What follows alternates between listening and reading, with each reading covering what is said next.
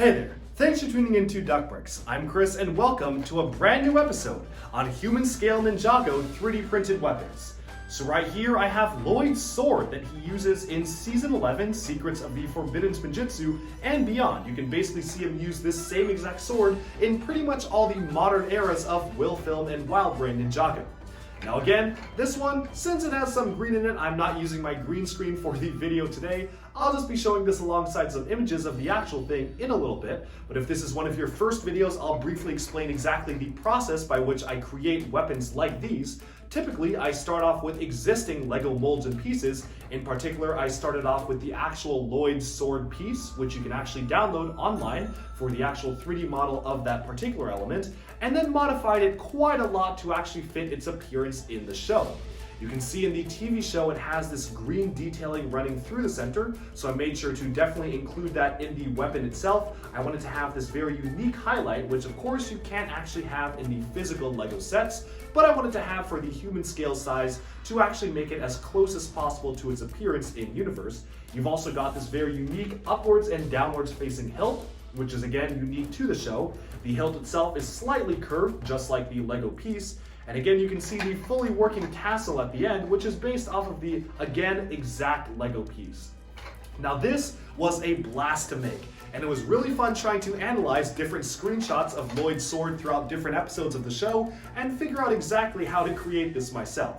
So without further ado, let's take a look at some close-ups of Lloyd's sword in the show and 3D printed as an actual human scale weapon.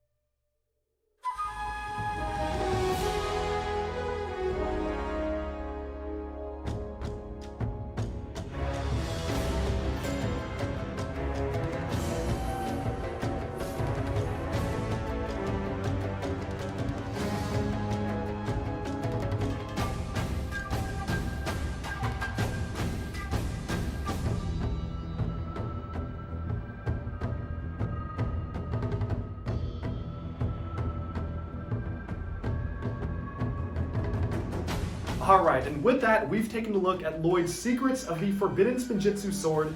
Thank you all so much for tuning in. I hope you enjoyed this video, and definitely stay tuned to Duckbricks for even more LEGO news, reviews, discussion, and analyses coming your way very soon. Now again, let me know down in the comments below, what kinds of weapons do you want to see me make next? I've got a ton of ideas from Ninjago to Bionicle to all different LEGO properties, but I also want to hear your ideas of what would be a cool human scale weapon to make for LEGO and 3D printing. Now just some quick tips before I leave. I typically use a Prusa i3 Mark III's printer. It's a really amazing printer if you're just getting started with 3D printing. It's very accessible and very easy to use as well, and easy to learn. For the 3D printing software, I use something called Rhino 3D, which is available for both Mac and Windows. You can see a link to a free trial down below, or you could actually just purchase a student license like I did if you are a student yourself. Now with that, there are a lot of resources online. I definitely would recommend checking out Thingiverse for free 3D models that you can download and modify yourselves for 3D printing, and also check out some different 3D models of Lego pieces. And for one final note, there are tons of resources online like Eldra, which really have a huge library of 3D models of official Lego pieces. So if you want to go check those out, I've linked some in the description below. Thank you all so much for tuning into Duck Breaks. I hope you enjoyed this video. Stay tuned for even more coming your way very soon, and bye-bye for now.